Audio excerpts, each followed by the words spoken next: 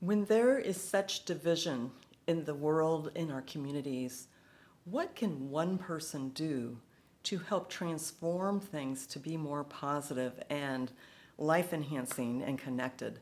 That's a question I ask myself, and I've certainly had other people ask me that question as well. In this video, I'm going to share with you 3 things that I'm doing and that I coach other people to do. I hope they're helpful for you and bring some awareness to what you can do. And believe me, when you do these things, it makes a huge impact because it creates a ripple effect. And we can, as an individual, make a huge impact. I've been working in the area of conflict mastery for about 3 decades, and so I've got a lot of experience here, and these suggestions are based upon my own process and what I do in my work. So the very first one is to take stock. When you feel like you've been pushed or attacked, do you respond with force or power? So what do I mean by that? So when we respond with force, that means that we are reacting back, we're yelling back, we're getting defensive, and we are going head to head. Now, I want to also point out, we can also react and be more covert rather than overt, which means that I could react by holding all that response inside of myself, and then it kind of ekes out in some passive-aggressive behavior. Either way, it's very dysfunctional, but that's force. And usually, you do not win with force unless you have dominant control. And that dominant control, if you're getting things done with force, is usually short-lived. Believe me, I've watched this for decades. Now, what do I mean by power?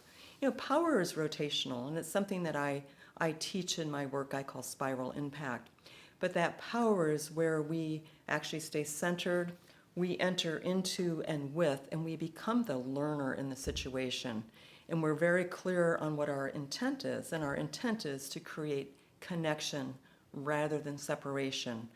I have other videos on my YouTube site and in my Substack site that you can go through and learn more about the specifics of that. But the first thing is to recognize, are you doing this? Are you reacting?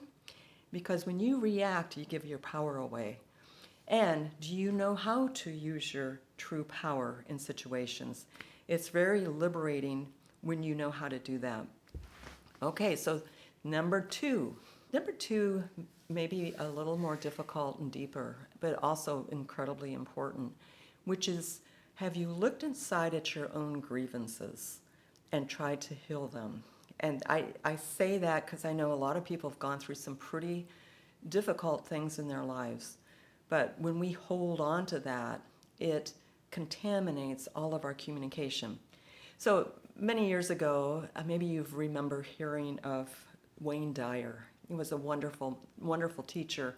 But he always said, he'd always bring an orange out and he'd say, what happens when you squeeze an orange?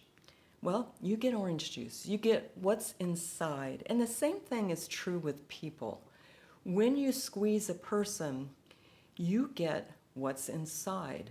And that's why going through and doing some internal journaling, internally looking, maybe some counseling, what are you holding on to that may be contaminating everything else you do?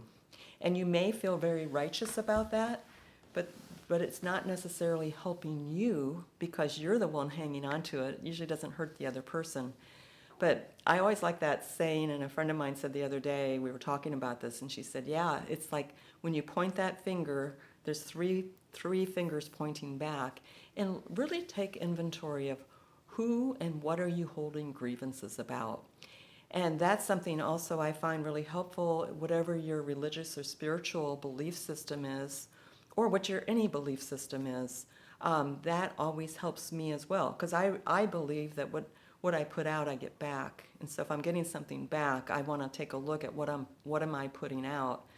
And the other thing is, I believe that we're all connected.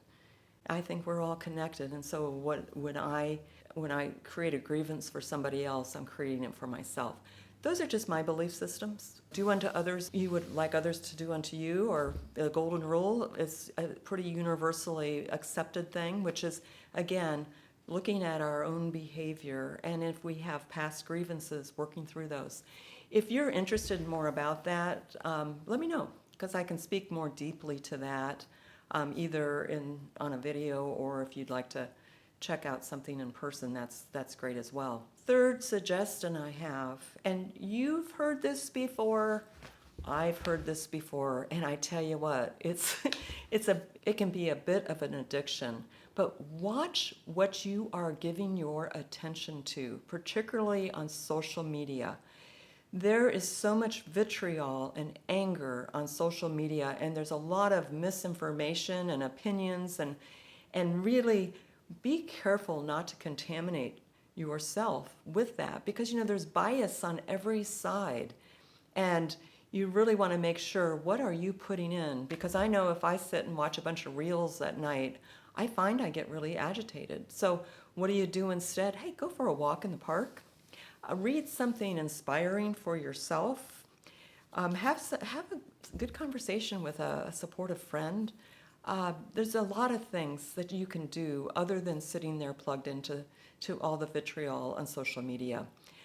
So those are my 3 suggestions. I would love your questions and comments, and see what works for you. And I wish you well, and I wish everyone well. And I'm feeling hopeful that we will come to a place where we can have more and honor and engagement with each other. And don't shy away from talking with people that see things differently than you. Get curious.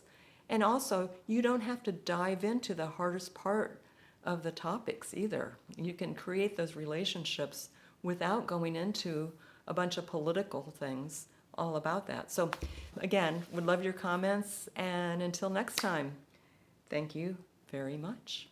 Bye-bye.